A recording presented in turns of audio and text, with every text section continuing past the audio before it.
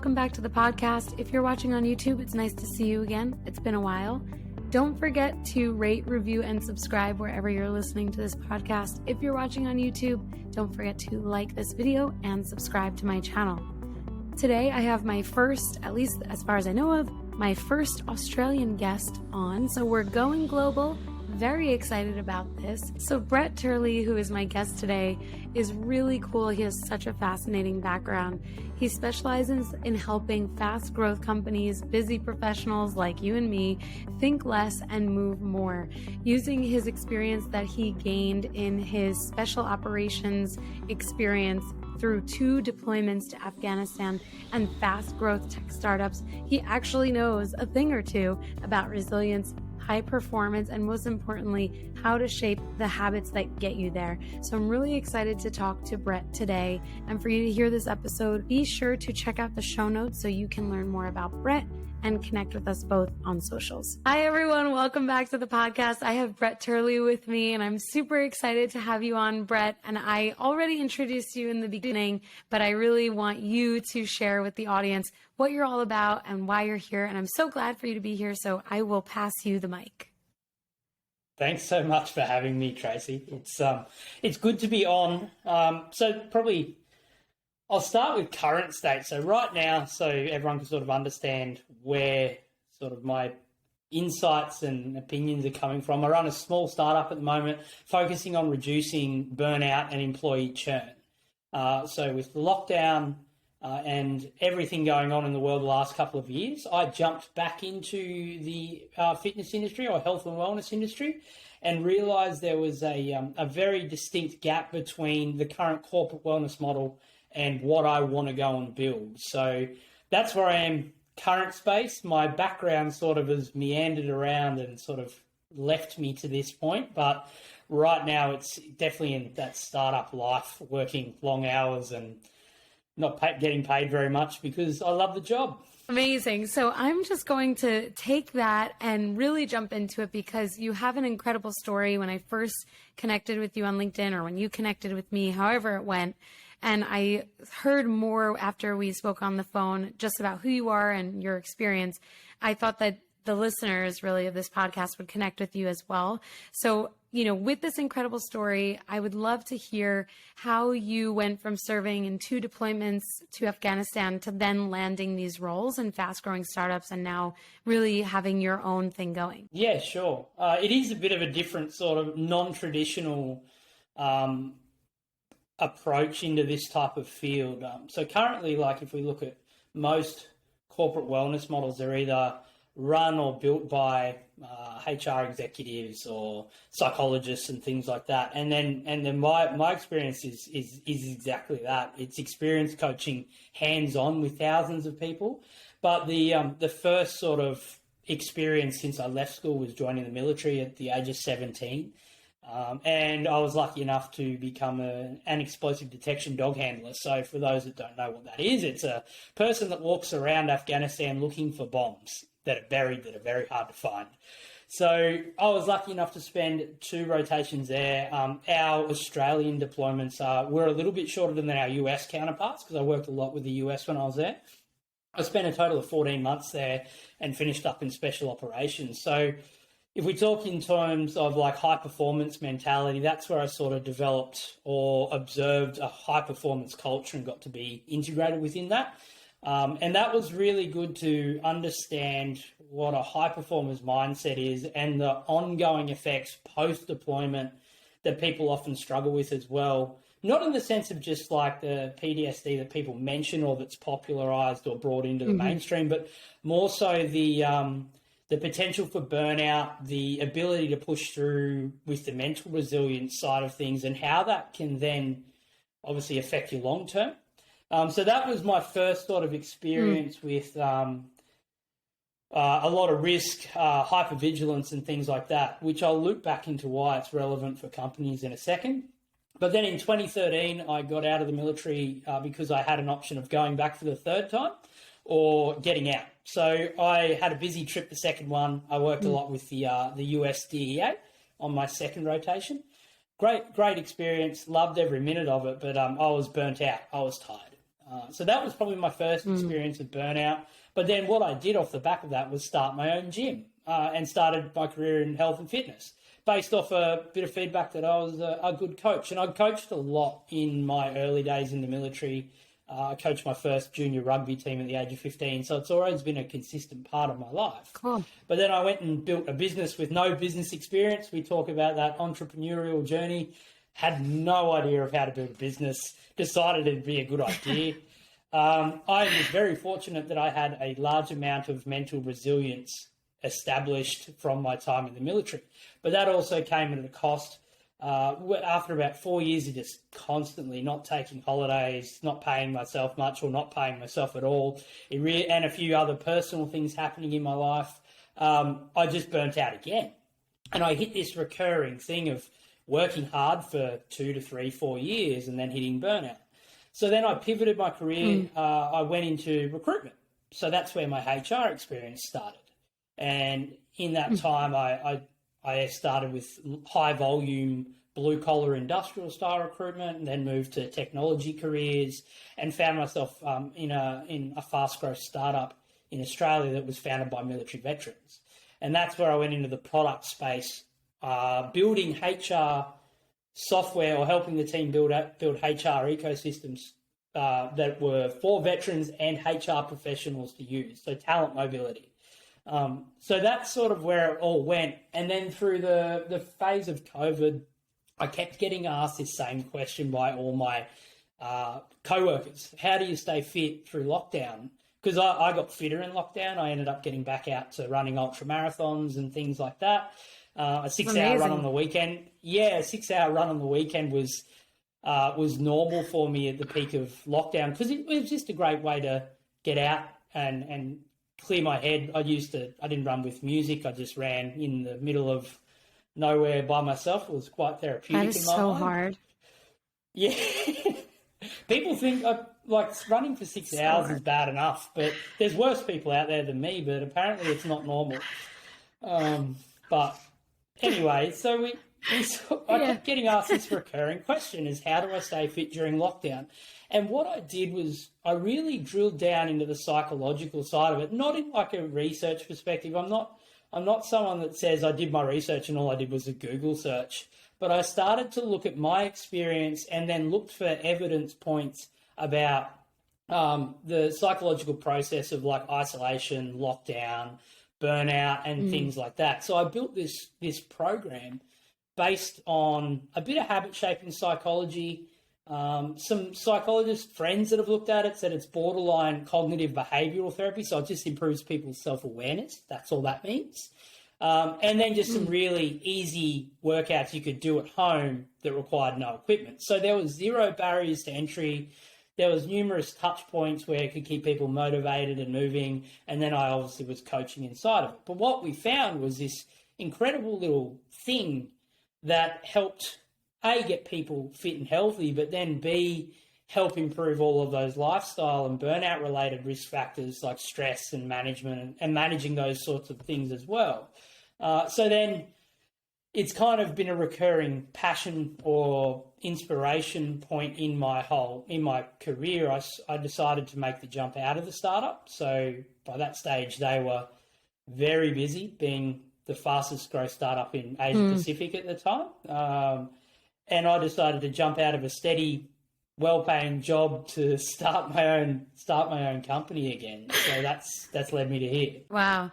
I mean, that's a pretty, like I said, incredible story. I'm super inspired by just your trajectory and what you've done with your experiences overall. And, you know, one of the things that you just said is that this is a recurring passion for you. So I would love to know when you first kind of like realize that you have this passion for improving corporate wellness and where that all came from. If we talk about it at a teams level, it came at my very formative years as a teenager working in playing in team sports. So I always had a large inclination to look after the team above my own sort of interest as a team member. I've always assumed naturally just a leadership role in most teams I've been in purely because I believe to lead by example. And then in the military, going through promotional courses and things like that, and being put in positions where I was managing and leading teams. That followed into the gym space, where you're looking at building culture and community inside of a gym. And anyone that's built a community-based small business knows how important that is to keep the lights on, because it's one of the key building blocks to any successful small business. You can't just put structure around a small business and hope it works. You can't just give them a bunch of SOPs and go, read this and then see you later. So that, good luck, that right? reinforced. Yeah, exactly. It's what we sort of miss sometimes. We're dealing with people. And then the fitness side, I was dealing with people one-to-one, and you get these busy professionals that are earning 150, 200, half $500,000 a year. Some of these clients that used to come to me, and they'd be burnt out, they'd be tired. And then learning how to sort of move the needle on an individual level allowed me to then use my HR experience and then working in these sort of environments to then build something out that was tangible across teams and now organizations as we see this roll out. That's brilliant. I really like what you said about, you starting with the individual, because one of the things that struck me when we first spoke, as we were kind of fleshing out the ideas for this episode, is that, really there's a breakdown in wellness, and it's not necessarily a breakdown at the individual level, but really at the corporate level, which does impact the individual. Maybe there is a breakdown at the individual level. You're really the expert here. But when I think about that, and we'll talk about this, but when I think about that breakdown and why corporate wellness programs are like the number one topic in benefits for companies and corporations, but the most underutilized resource, which we'll also get to later, it makes me think that there are so many ways that we could just like revamp corporate wellness. And I think that leads me to my question here, which is that, understanding that wellness model, whatever that looks like, the current wellness model there's a breakdown, it's broken somewhere. How can you kind of bring some awareness to the listeners to what that means, like why it's broken? And if you have any data or statistics to share, it would be great for the listeners to really understand the level at which you're really seeing this breakdown. It's a multifaceted problem. I think the moment you entrust a HR manager, so I'm on the HR manager's side in this perspective, the moment you entrust a HR manager to solve these problems is the moment it fails. Having a central point of failure and someone that's probably already overtasked and overworked and has many balls to juggle is a really quick way to fail at the whole program, right? I know with the emergence of people and culture positions and those sorts of things coming into companies now, it's giving a person that sole responsibility. But even then, they're still across many arms of the HR realm. It's not just as simple as, hey, build us a wellness program and it's going to work. So statistically, though, 50% of I'd say the Western world or the developed world has access to a wellness program, right? So people go, that's pretty good. People would assume that this would be a good thing. But inside that, if we drill down into the statistics, there's roughly a less than 10% adoption rate for these wellness programs that have been installed. So basically what that means, if we're looking at it in terms of black and white, the wellness programs that the HR managers are installing or the companies are bringing on have a 10% adoption rate, which is pretty abysmal. And if we look at that in the impact of cost versus reward, there's a lot of studies showing there's only about the ROI is about $1.50 for every dollar spent for just lifestyle related wellness programs, so yoga, activity-based things. And then for complex health conditions like diabetes, blood pressure, it's about $3 or $3.50. I'll have to dig up the study that shows that. But so what that tells me, if we pull apart all of that, 10% adoption rate, small ROI means they're either not being established or implemented correctly, or they're the wrong products altogether. And with what the focus of with the focus of my company, and what I'm seeing is if you make it interest-based, so based on the employee's interest and having multiple streams of engagement. So if someone who is fit, healthy, looking after themselves has a completely different needs analysis to someone that is sedentary looking to get back to activity. The moment you put those people together, there's problems. They can't compete against each other. There's no there's no commonality to make them feel normalised. They just feel like they look at Joe over in sales that's killing it, fit as a fiddle, and then someone in the back office that literally is paid to sit on their bum all day. They're looking at that going, I can't do that, and it discourages people from the program. So making interest-based wellness programs that are based on data from your organisation is where it needs to go. Otherwise, you're simply just throwing things at a wall and hoping something sticks. Wow, that's really interesting. While you were sharing that, I was thinking about my own involvement in the wellness model at my company. And I don't necessarily lead the selection process, but I definitely I try to take advantage of anything that is coming my way, like whether it's free or anything. It's like, if I can get, a Peloton for a discount, like I'm going to do it, that those types of programs, or even, one of the things that I think about that I really should be taking advantage of that I never do are the rewards in dollars. When you show that you've worked out a certain number of days out of the month, your insurance will actually give you back like $200 or $300. And I've never taken advantage of that. And it's something, that isn't necessarily like an example of the breakdown in the model, because there are so many other things that I'm sure those statistics talk about when talking about the 10% adoption rate. But as someone who is in HR, who is fully involved in what those programs could look like, it's kind of pitiful that I'm not taking advantage of all of those programs. It drills down to an individual's level or value set, right? So if someone's driven by money or money's tight, they're going to engage in those types of reward programs to redeem credits. For someone who has fitness established as part of their life, they're going to engage in fitness-related activities. But for instance, if you look at a busy parent, single parent, for instance, that's got multiple kids, or even just one child that they need to come home, look after, get up in the morning, get to school, that sort of stuff.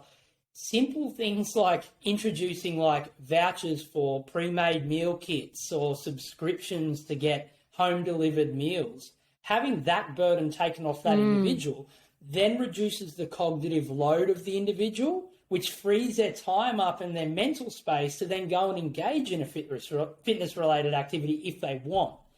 But instead, we're going to do 4 weeks of yoga.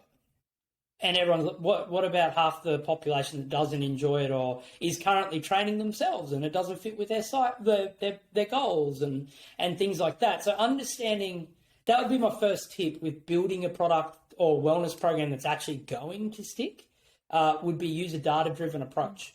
Find the needs or the things your employees are commonly requesting. And if you don't have the budget to do all of them, which is probably fairly realistic, pick one. On average, the people voted for this. This is what we're doing. And then show them the data as well. Actually be transparent with it. Show them this is what people voted for. So they're not just simply thinking you're steering an agenda. Give them something that they vote for that they want. Test, reiterate, improve on the model. Once you embed that one element, maybe look at a second piece. There's a million ways to do it, but using a data-driven approach based on a user-led feedback system gives people stuff they want to use. And they do it really well in the generic fitness industry right now. Look at how popular fitness is in regards to how many niches there are. You can go learn how to do Pilates one day and then be a CrossFit guru the next. Like, we do interest-based really well in general fitness population marketing, but in corporate wellness, we haven't seen that transition in there. And then the corporate wellness companies either give too generic advice where you see these poor adoption rates, or it's a risk mitigator. They don't want to give training just in case someone gets hurt, which is, I know it's a very complex field, but there are numerous ways around it, like screening, assessments. I know the healthcare system's vastly different here in Australia, but you've got all sorts of levers you can pull to engage healthcare for people to help get them on the right track. I mean, it's really fascinating when you break it down. And this really, I think, is the perfect segue into the next question, because we've kind of touched a little bit on the mental health piece, but the biggest thing that you mentioned before is like looking at how isolation and COVID have really impacted human beings, like people, employees, everyone. At the end of the day, we're talking about individuals, and it definitely goes without saying that COVID has had an incredible impact on just overall well-being and mental health especially. And I know my listeners are so tired of hearing me talk about COVID, because I constantly talk about the impact from the employee perspective, the employer perspective. But really, I would love to hear from you on specifically what some trends are that you're seeing that are improving employees' wellness as a result of the awareness that we have that COVID has had this, great impact on us. And then, kind of on top of that, how can the listeners who might be struggling with wellness or mental health make a positive change today or tomorrow? Yeah, so let's remove the lockdown piece and just go from some statistical data as well, which is going to help sort of make, even though we're talking about lockdown, how it's amplifying things. $2.2 trillion a year is lost through the US economy alone from poor productivity and mental health. Average claims for sick leave and also claims in compensation in Australia alone are 3 times more expensive than injuries or other work-related conditions. So if you think it's not a problem, look at the numbers alone. That probably should set some alarm bells off. The problem is too, with mental health and those types of related conditions, it's a very touchy subject. I get that. If we talk in terms of a corporate environment, when the going is good, people are happy, people are consistent, they get to live relatively well-balanced lives. But when you look at high performers specifically, they're always the first ones to burn out because they wear the burden of the team. They're the high-performing managers, high-performing salespeople, and they burn out. Then they usually leave the job. And they describe it as, I want to go to a better opportunity. Sometimes there is a better opportunity to earn more money and that sort of stuff, and that's definitely the way the economy is going, with accepting roles above your current one to get yourself promoted to accelerate progression, because everyone wants it now. But if we're talking burnout-related exits of companies, it's because they just simply are tired and they think that reprieve will come by moving to another role. So you can reduce churn by focusing on high performers and helping them establish good routines. But then also mental health generally. Some people are just going to have those problems in their life when things go wrong, and that is perfectly okay. Life isn't nice. Off the back of 2 deployments, losing lots of friends to suicide, post the Afghan era, lots of stuff happening in my life personally, I know what depression does. I know what PTSD does. And the thing that I was drilling onto earlier, the physiological markers or the stress-related response based for someone that has been to Afghanistan on deployments versus someone in a high-paced or high-pressure environment at work is exactly the same. So instead of thinking like, oh, this guy's got an amazing story, I don't really have that much of an amazing story compared to some of the guys that I have operated with. Some of these people are phenomenal individuals. But the physiological and stress-related responses are the same. And what my version of hard is exactly the same as what your version of hard is. So it's perception. Perception is reality. So that normalizes the response, right? I look at it in the sense, if you're stressed, you're stressed. If you have a perceived low resilience, yeah, we can work on that. If you need time off, yes, we can put structures around in place like taking leave and those sorts of things. So treating everyone normally through the cycle is the first tip from a HR perspective. You don't have to be a high performer to suffer mental health related issues. You're usually just the first to burn out, just the way you're mentally driven and the way you're designed to operate. That's pretty normal in high performance environments. Particularly growth stage companies where you're having to hire a lot of people, and then those people might need more time to get up to speed and you're wearing the burden of that type of thing. That's my experience in the startup world, I guess. High performers having to then become leaders that then still have to do a lot of the legwork that their team is still learning, and the growth metrics in the company are driving you to do that type of thing. So that's pretty typical. But then if we talk about from a personal level now, you're the sum of your own habits, right? And what COVID has done has presented this perfect storm of, if you're a little bit unsettled in an element of your life, it gets exacerbated. It becomes a bigger issue. If you're unlucky enough to have lost your job through the pandemic and things like that, that's going to cause a few issues. But there are things you can do that do not cost any money, that do not take much time to start establishing good habits and keep persisting through it. And depending on how you've been brought up and your value structure, that's all going to obviously shape what you perceive to be valuable. So if we talk in terms of really easy takeaways, regardless of lockdown, let's talk about someone that's stressed, looking close to burnout, or just needing to establish better habits in their life. First thing is that data-driven approach again. Track everything. We've all got these little wearables on our arms these days, and we've got these beautiful devices called mobile phones, yet we spend half the time looking at cat memes. Like, we've got so much data at our hands, right? And what I've built as a prototype and what I'm using currently is a way to track your data, and then we can look at the metrics. So we track things like sleep, stress, stimulants, that can be food, alcohol, caffeine, and then steps. 4 S's really quickly to sort of gauge where you're at. We can just track those 4 things, and within a week or two, we can track ebbs and flows where you feel stressed, you overeat, or where you feel low in energy because you've been working hard and the stress through your week's been rated higher. So looking at trends across just some simple 4 metrics like sleep, stress, stimulants, and steps is something you can do for free. Everyone has a smartphone these days. Everyone on this podcast would have a smartphone. Unless you're rolling like the joke is over in Australia, the Nokia 3310 with Snake on it. That's showing my age. Hopefully there's some HR professionals that'll laugh at that because it makes me feel really old now. Unless you don't have a smartphone, you've got this thing in your hand that can track everything. So I would suggest track those things. Track them for, I'd say, 2 weeks to 28 days to get a consistent flow of things. And be cognizant of things like if you've started a new health regime, you are going to feel better for that initial period. And then if you drop off motivation level, that's something you need to look at. But track it. And then pick just the one thing that is the biggest problem in your life or biggest thing you can change without having to pull apart your whole life. Usually it's sleep or stimulants. So we treat undersleep with stimulants to keep us awake, switch us off at night with alcohol, things like that.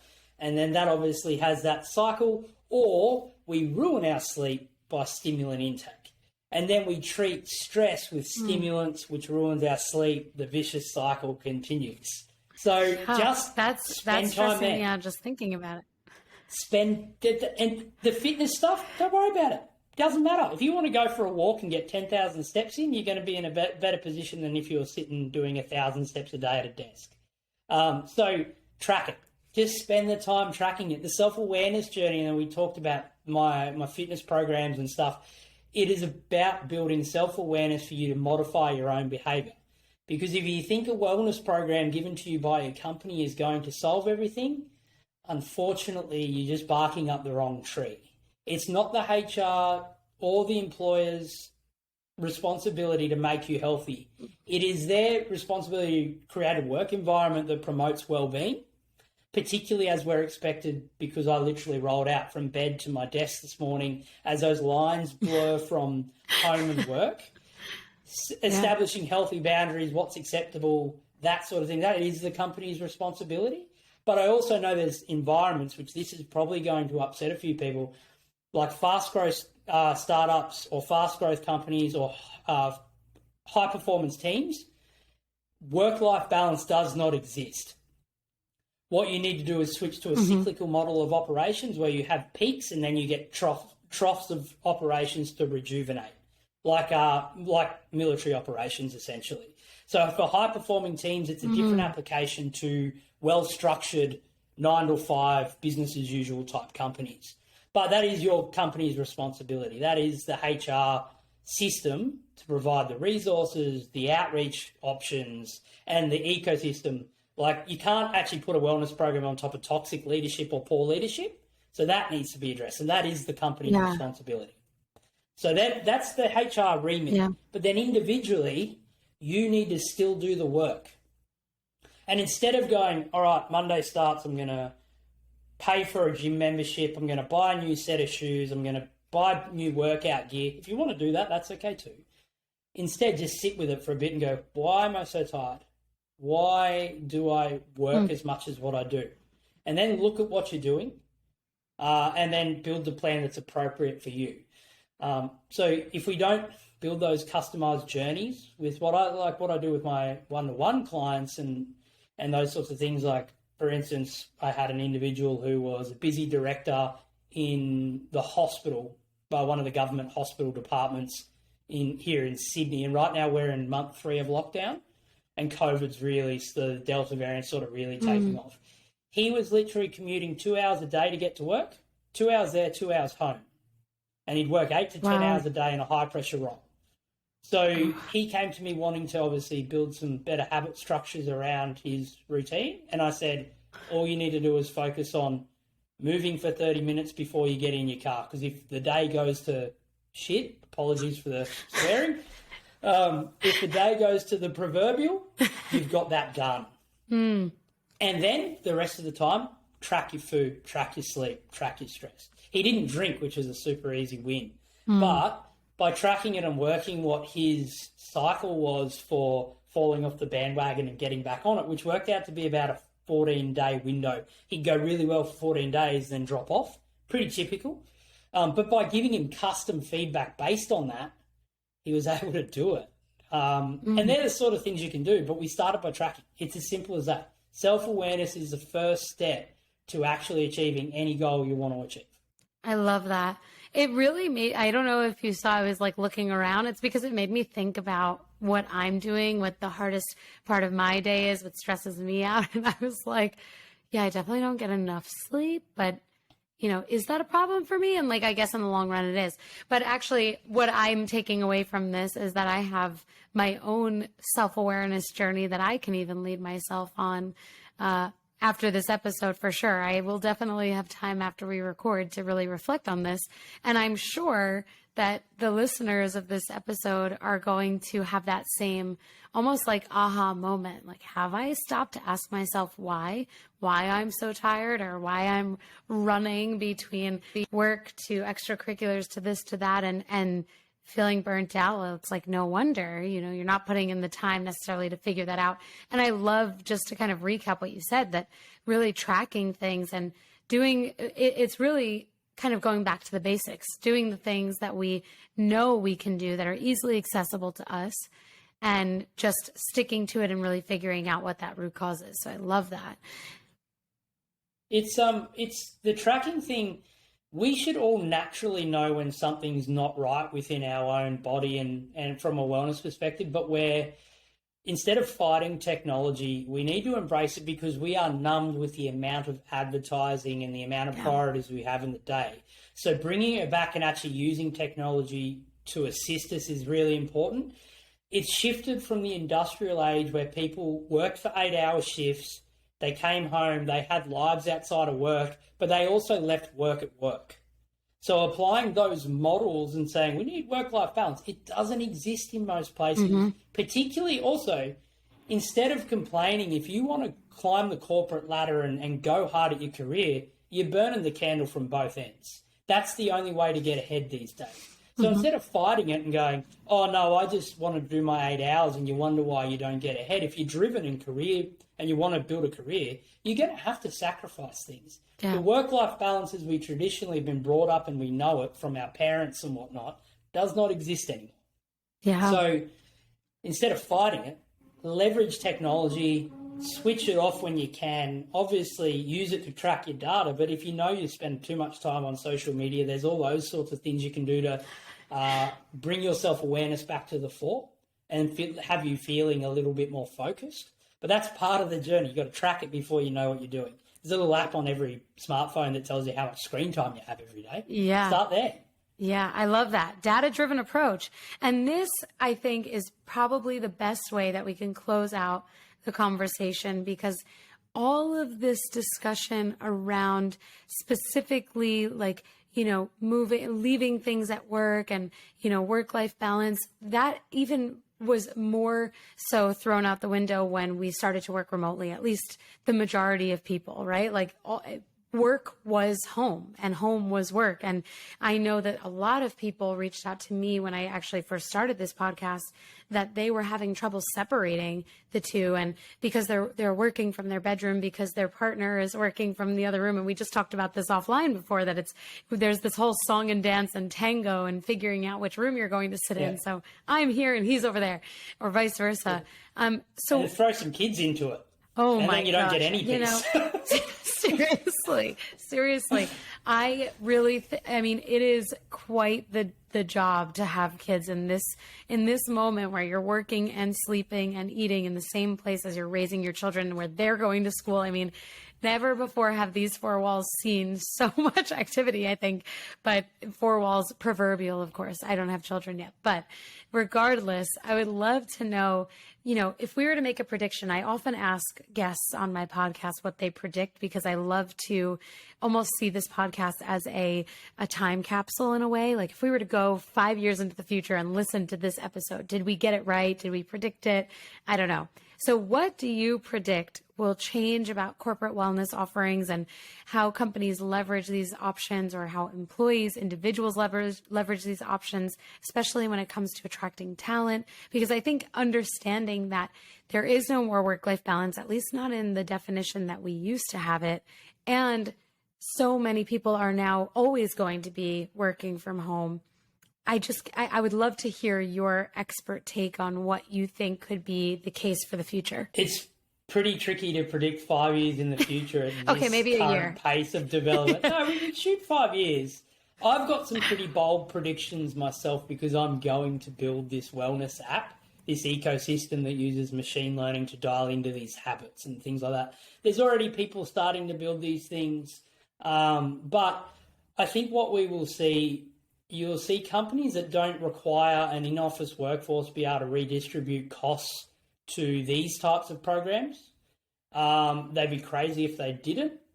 But the companies that still require face-to-face workers will obviously keep rolling on, like people that need to operate machinery and people that need to be on site for certain tasks. But I think what we'll see with machine learning and those types of things being used to enhance technology, we'll see more customized approaches to these types of problems. I think with the mental health movement, particularly in Australia, if we're talking the visibility, I think military veterans have brought mental health well into the fore. I think that will continue.